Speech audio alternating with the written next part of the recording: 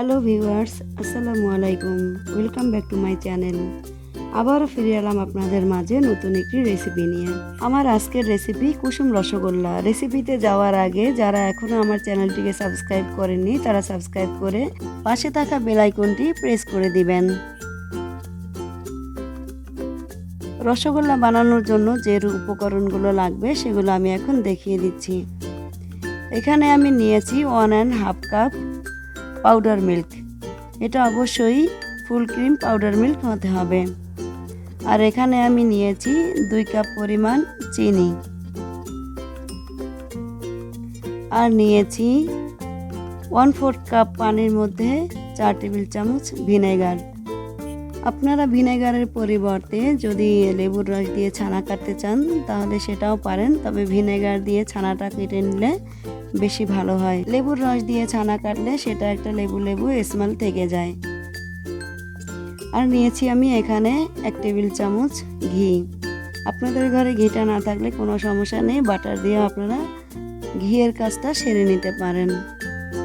এবার চলে যাব ছানাটা কাটতে। এখানে আমি 1.5 লিটার পানি নিয়েছি, এর মধ্যে 1 কাপ গুঁড়ো দুধ দিয়ে দিব। দিয়ে এটাকে একটু নেড়ে চেড়ে মিশিয়ে নেব।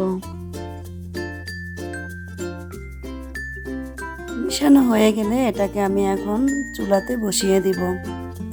চুলাতে বসিয়ে এটাকে একটু নেড়ে চেড়ে অপেক্ষা করব বলক আসা পর্যন্ত।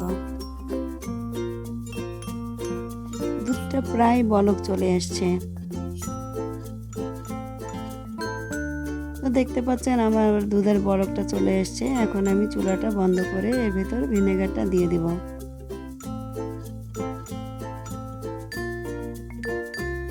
দিয়ে একটু হালকা হাতে একটু নেড়ে চেড়ে নিব ছানাটা কাটা পর্যন্ত।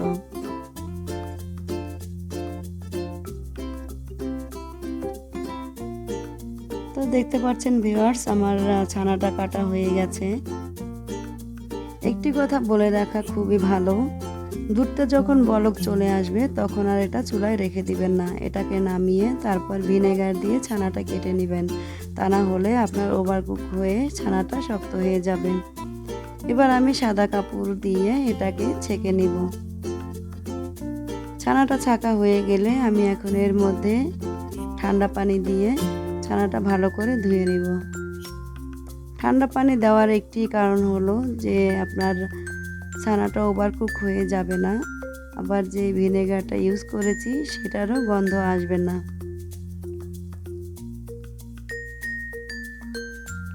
তো ছানাটা ধোয়া হয়ে গেলে আমি এখন এটাকে ভালো করে পানি ঝরিয়ে নিব। এটা একটু সময় নিয়ে করতে হবে, আর আপনারা চাইলে ছানাটাকে ঝুলিয়েও পানি ছাড়িয়ে নিতে পারেন। আমি ঝুলিয়ে রাখবো না, তাই আমি হাত দিয়ে চেপে চেপেই পানিটা ঝরিয়ে নিয়েছি। এবার এই ছানাগুলোকে আমি একটি ছড়ানো ট্রেতে রেখে একটু মথে নেব। যেহেতু আমি এর ভেতরে কোনো আটা ময়দা কিংবা কর্নফ্লাওয়ার ইউজ করব না, তাই ভিডিওটা আমি স্কিপ করছি মথে নেওয়ার জন্য। তো এবার আমি চলে যাব শিরা তৈরি করার জন্য। আমি শিরাটা আগেই চুলায় বসিয়ে রাখবো। তো এখানে একটি সসপ্যানে আমি 5 কাপ পানি নিয়েছি, তার মধ্যে 2 কাপ চিনি দিয়ে দিয়েছি। চিনিগুলো দেওয়া হয়ে গেলে আমি এটাকে একটু নেড়ে চেড়ে মিশিয়ে নিব। তো চিনিটা মেশানো হয়ে গেলে আমি একেবারে চুলার আঁচটা লোতে রেখে তারপরে শিরাটা চুলাতে বসিয়ে রাখবো। এবার আমি যে ছানাটা মথে রেখেছিলাম সেটা আমি আরেকটু মথে নেব। দেখুন আমার হাতটা কিন্তু একবারে পরিষ্কার, একটু হাতে লেগে নেই।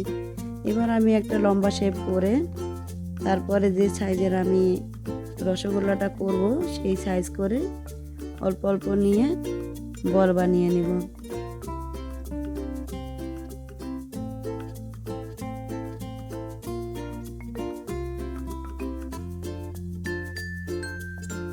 দেখুন আমার ছানাটা কত স্মুথ হয়েছে, একেবারেই কোনো ফাটল নেই। এভাবে আমি সব বলগুলো এক এক করে বানিয়ে নিব।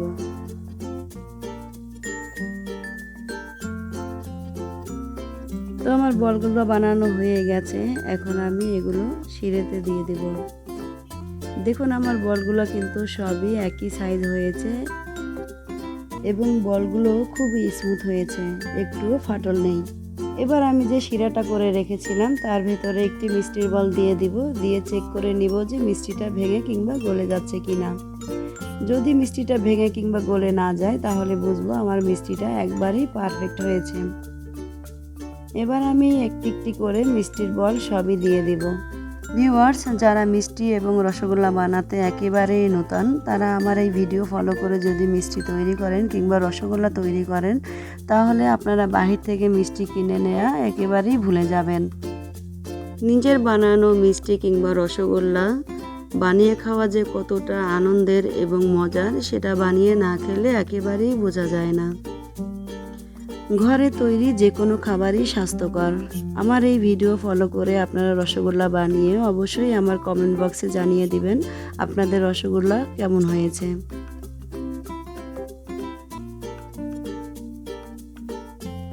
রসগোল্লা সব দেওয়া হয়ে গেলে আমি এখন একটা ঢাকনা দিয়ে ঢেকে দিব।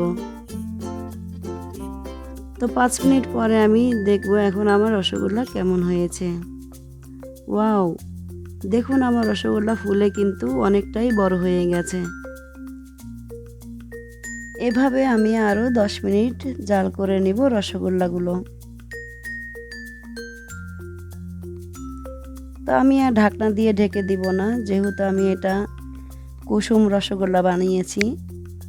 কুসুম রসগোল্লাটা দেখতে একটু কুসুমের মতোই হবে, তাই আমি আর ঢাকনাটা ঢেকে দিচ্ছি না।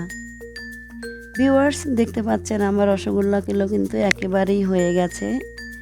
এখন আমি এখান থেকে একটি রসগোল্লা উঠিয়ে আপনাদের দেখিয়ে দিব যে আমার কুসুম রসগোল্লাগুলো কেমন হয়েছে।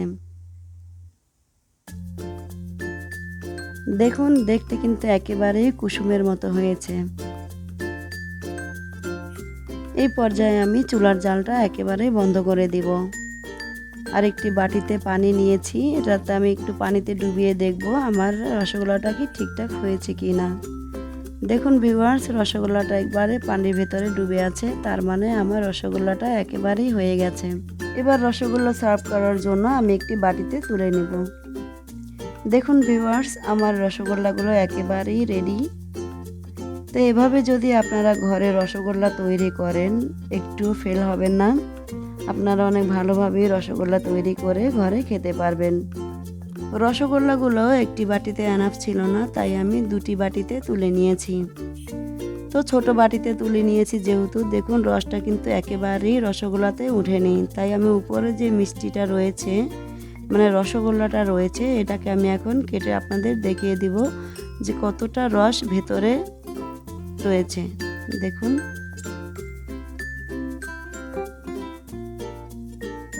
এবার একটু রসগোল্লা কেটে আমি আপনাদের দেখিয়ে দিব যে রসগোল্লাটা কতটুকু সফট এবং ফ্লাফি হয়েছে এবং ভেতরটা রসে টয়টুম্বুর হয়ে আছে। তো ভিউয়ার্স, আশা করি আমার ভিডিওটি আপনাদের কাছে অনেক অনেক ভালো লেগেছে। যদি আমার ভিডিওটি ভালো লেগে থাকে তাহলে অবশ্যই একটি লাইক দিবেন, কমেন্ট বক্সে জানিয়ে দেবেন আমার ভিডিওটি আপনাদের কেমন লেগেছে। আমি আবারও রিকোয়েস্ট করছি, যদি আমার চ্যানেলে নতুন হয়ে থাকেন তাহলে অবশ্যই আমার চ্যানেলটাকে সাবস্ক্রাইব করে পাশে থাকা বেল আইকনটি প্রেস করে দিবেন। আবারও ফিরে আসবো নতুন কোনো রেসিপি নিয়ে। সেই পর্যন্ত সবাই ভালো থাকবেন, সুস্থ থাকবেন। আল্লাহ হাফেজ।